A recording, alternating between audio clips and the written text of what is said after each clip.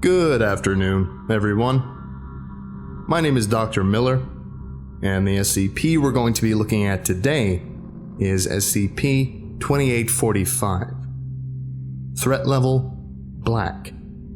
Object class: Keter. Special Containment Procedures. Use of outsourced containment resources and consultants has been authorized for the containment of SCP-2845. Consultants are to be considered Level 2 personnel and are at no time permitted to leave Site-100. If at any time an outside consultant must be removed from containment of SCP-2845, Class A amnestics are to be applied before release. A minimum of 30 trained individuals and an unhindered supply of untrained subjects is required for proper containment of SCP-2845. 48 trained personnel are currently assigned to active containment of SCP-2845, split into 8 teams of 6, with a further 24 individuals available as replacements. An allowance of 5 D-Class per week has been authorized for the containment of SCP-2845. Site-100 has been constructed to the following specifications. Site-100 consists of 9 concentric circular bands, designated Ring A through Ring I, with a gap located between Ring C and Ring D, designated as Gap 1. 6 circular chambers are located at 0, 60, 120, 180, 240, and 300 degrees within each ring and gap. The chambers located at 0 degrees are aligned with geographic north. 2 additional circular chambers are located outside of Ring I, located at 120 and 240 degrees. The floor of each circular chamber contains an unobstructed lead hexagram. The central chamber containing SCP-2845 and 216 instances of SCP-2845-1 is to contain an atmosphere of 96.3% hydrogen, 3.25% helium, and 0.45% ammonia, maintained at -110 degrees Celsius and a pressure of 2.3 bar. The following procedures are all to be carried out in a repeating cycle of 63 hours, 54 minutes. Each procedure is to last 39 minutes, with 10 hours between each procedure. Each procedure must be carried out by 6 individuals. The location of each procedure is denoted in parentheses. At the beginning of each new cycle, containment procedures will be carried out in the next ring closest to the containment chamber. Ceremonial recitations for all procedures and descriptions of all variant costumes may be found in Document 2845-C-EXP. Procedure 410, Constantin, 60 degrees. Containment specialists are presented with masks: joy, sadness, anger, apathy, fear, and foolishness, and act out Ceremony Constantin A. Ceremony Constantin A is a farcical comedy of errors and exchange of insults between the 6 individuals, culminating in foolishness outwitting the group in a game of riddles and declaring himself king. The conclusion of Ceremony Constantin A is followed by a game of dice. The winner of the game is irrelevant to the procedure. Procedure 420, Perinaldo, 120 degrees. Performance of a musical piece for flute, oboe, clarinet, French horn, timpani, and bass drum. The piece is accompanied by specific somatic and vocal components carried out by the players throughout the performance, designated Ceremony Perinaldo A. The performance must be live. Recordings of the piece have no effect. Procedure 430, Epimetheus, 180 degrees. Gifts are exchanged among containment specialists. Content of gifts is irrelevant to the procedure, but each gift must not exceed $4.28 in worth. Each gift is accompanied by recitation of Ceremony Epimetheus A in its entirety, and the scattering of grain around the containment chamber. Procedure 440, Cassiel, 240 degrees. Ceremony Cassiel A is recited as containment specialists bind their feet with wool and consume 0.5 liters of olive oil. Then they will break apart a rock weighing at least 200 kilograms with hammers. Ceremony Cassiel B is recited throughout. Procedure 450, Cairo, 300 degrees. A D-class subject is prepared by painting a symbol, ring surrounding a dot with an arrow pointing upwards at the 90-degree point, on the stomach with a platinum-based solution, and presented with a blue cloak, crown, and scepter. D-class subject is then restrained in a chair, and ceremony Cairo A is recited. After recitation of the ceremony Cairo A, the D-class subject is to be castrated by use of a hand sickle by a containment specialist. The testes are then to be disposed of in a bowl of salt water as ceremony Cairo B is recited. Procedure 460, Omphalos, 0 degrees. Ceremony Omphalos A is to be recited before roasting of a child no more than 3 months of age. Ceremony Omphalos B is to be recited before consumption. After consumption of the child, ceremony Omphalos C is to be recited over the gastroliths, which are then swallowed. Vomiting is then induced, and ceremony Omphalos D is recited, signaling the beginning of a new cycle. In the case of a containment breach, Site 100's nuclear device is to be detonated, followed by lockdown of all Foundation facilities and activation of Protocol 2845 XK1, Strike Down the Moon.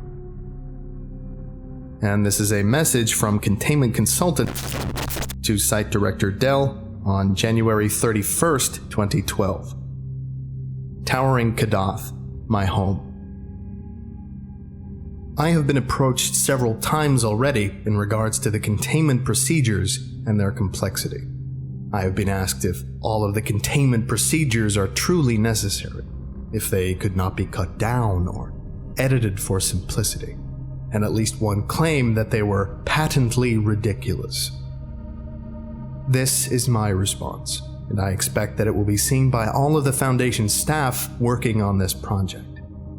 I will not repeat myself, and I find it sickening that after all the struggle to contain this creature, pencil-pushing bureaucrats are still seeking to cut corners where they cannot afford to be cut. The answer is no. The ritual will remain as it is, and will not be changed in any way. It cannot be cut down further, nor can it be added to. It has been set in place, and now that it has begun, any deviation at all could very easily be catastrophic.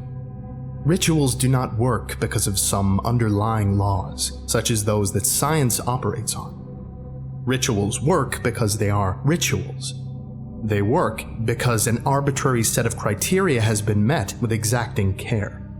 Belief that meeting these arbitrary criteria achieves a certain end assigns power to the ritual.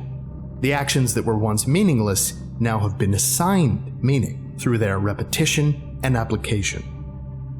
This is how one seals away a god, and this is a god. I know that the Foundation does not approve of using this term, but it is still the case. The stag is a god, and it is not a petty local god. It is not one of the mild gods of earth or some weaker spirit that is bound by the strength of man's belief. We have, for the time being, fooled it into thinking that we have overpowered it. It does not understand that we do so falsely. It is a god. For gods, words have power. Ritual and belief hold greater power over a god than all the laws of science. However, it must be kept in mind that the stag could escape, right now if it so chose. With a thought, this entire facility could turn into a puff of hydrogen. If at any point the stag thought to escape, it would, and we would be powerless to stop it. However, it will not think to escape, or even to change its strategy. The idea will not even pass through its mind. It cannot comprehend the concept. It does not think in the way we think. Truth be told, I would not say it thinks at all. This is an old god. It does not dabble in decisions. Decisions are for creatures who may act erratically, variably, or out of line. A god of this strength simply is. It is an absolute. It acts as a force. In building this ritual, we have shifted its being the slightest bit, and now it is locked into a pattern of behavior. It struggles against us, we struggle against it, and we are locked together in an eternal dance so long as the ritual remains intact. If one thing goes awry, the entirety is lost, and the deadlock is broken. Unstoppable force without an immovable object. The rituals might seem to be nonsense, but they are what I divined to be the best course of action. There are powerful symbols there, and whether or not you think they are appropriate to the situation is irrelevant. I have listened to the converted, and I have listened to the echoes of the stag in their songs. They are not suffering, but they are no longer human. They are changed, utterly. The ritual remains as it is. Description: SCP-2845 is a quadruped entity, measuring 2.9 meters in height at the shoulder and weighing 815 kilograms. A sinuous neck, generally held in an upright position, extends a further 0.5 meters, terminating in a head with humanoid facial features. SCP-2845 possesses antlers, measuring 4.8 meters across. Antlers are white, with black marbling and coloration, and have not been observed to shed. SCP-2845 is covered in hair with an average length of 10 centimeters, with the exception of the face, which is hairless. SCP-2845's coloration is primarily a pastel green, with a stripe of cream on the underside of the neck and belly.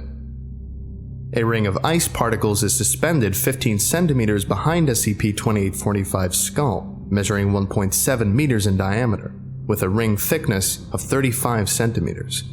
This ring is interrupted at regular intervals by 7 spheres consisting of metallic hydrogen and metallic helium, each measuring 15 centimeters in diameter. The ring and spheres rotate clockwise at a speed of 1.6 RPM. The force maintaining the movement of the ring, the physical state of the spheres, and the means by which SCP-2845 is capable of supporting its head under the weight of its antlers are unknown. SCP-2845 is capable of instantaneous transmutation and reconstruction of matter. No matter is created or destroyed during this process. This property is manifested at will, with an observed range extending to targets within eyesight. Maximum range of this ability is unknown. Transmuted matter will remain stable despite the lack of other factors. For example, metallic hydrogen and helium are common results, which will remain in either solid or liquid form despite the surrounding temperature. Altered atmosphere will not mix with unaltered regions, maintaining chemical consistency. The most common transmutation results are the solid or liquid forms of hydrogen and helium, the conversion of atmosphere into a hydrogen-helium-ammonia mix, and the transmutation of plant life into metalloid-based organisms. SCP-2845 will typically surround itself with a transmuted area with a radius of approximately 5 meters at all times. SCP-2845 has proven itself completely resistant to physical damage. The most common forms of offensive transmutation used by SCP-2845 are a column measuring 5 to 7 meters in diameter and 60 to 80 meters in height, or a horizontal cone measuring between 100 and 150 meters in length and 10 to 30 meters in width at the furthest end. However, SCP-2845 has been observed to attack single targets at distances of up to 10 kilometers. Early observation of SCP-2845 during recovery indicated that it will generally ignore non-combatants, focusing on retaliation against attackers. However, SCP-2845 was not seen to make any attempts to spare non-combatants within the area of effect of its transmutations, and later recovery accounts indicate preemptive attacks against both military and civilian targets. SCP-2845-1 designates human beings that have been modified by SCP-2845. Instances of SCP-2845-1 are hexagonal columns measuring 2.4 meters in height, with a rubbery yellow-green skin. SCP-2845-1 instances do not have any outward sense organs, and autopsy has shown that internal organs are likewise absent, save the brain, which now takes up the entirety of the column and contains the reconstituted mass of the other organs and some additional outside materials. It is unknown how SCP-2845-1 instances derive nutrients or if any nutrition is required. Neuroimaging of SCP-2845-1 specimens has revealed that the brain is in a constant state of high activity.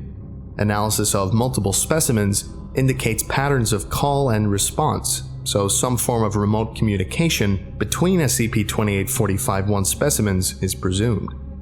Modal variants of SCP-2845-1 have been reported, but have evaded capture and study. Addendum 1. An abridged timeline of SCP-2845 from initial discovery to containment is as follows. November 27, 2011. Initial sighting of Comet C 2011 W3. December 1, 2011. Comet C 2011 W3 confirmed by Mount John University Observatory. December 2, 2011. Comet C 2011 W3 confirmed and named by the Minor Planet Center. December 16, 2011. Comet C 2011 W3 reaches perihelion. Solar Dynamics Observatory records images of a fragment breaking off from the main body of the comet, maintaining a speed of 0.0018 c. December 17, 2011. Fragment trajectory confirmed to end in a collision with Earth, with estimated impact of December 21st. Thoth Station deterrence procedure fails at changing fragment's course. Public announcement made by the United Nations. Evacuations begin. December 21st, 2011. Fragment impacts in the Pacific Ocean, 124 kilometers off the Western American coast. December 24th, 2011. SCP-2845 believed to reach shore on this day. December 25th, 2011. First observation of SCP-2845 through civilian video footage. Drone contact made. SCP-2845 confirmed as hostile. Foundation assets within United States military begin direction of recovery and containment procedures, with assistance of Global Occult Coalition representatives. Foundation containment sites in the region enter lockdown. December 26th to December 29th, 2011. Artillery bombardment of SCP-2845 commences, along with initial battery of tests. Contact with outside containment consultants made at this time upon observation of SCP-2845's properties. December 30th, 2011. SCP-2845 is unimpeded for 16 hours. December 31st, 2011. Bombardment recommences. January 1st to January 14th, 2012. SCP-2845 is led across the Sierra Nevada mountains while remaining under heavy bombardment. Develops initial containment procedures. January 15th, 2012. SCP-2845 reaches predetermined containment area. Initial containment procedures enacted.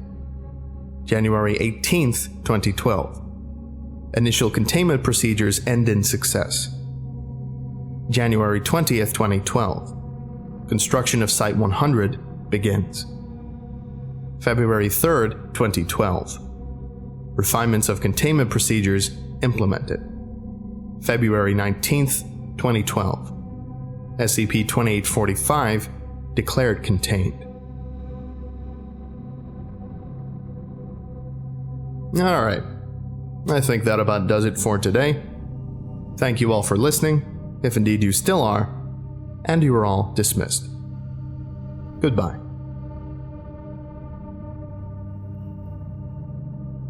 I would like to give a special thank you to researcher Brandon Connell, Burlington the Cat, Slump God, Justin Day, Pierce M. Hamlin, White Crow, Beware 600, Bryson Bailey, my archive curator Nick, Tyver Ball, Cody Tench, Cheese Whip, The Android, The Administrator, Quartz 563, and Tree Hero. If you would like a special thank you at the end of each of my videos, and some other cool stuff as well, visit patreon.com/TheVolgun. Thank you.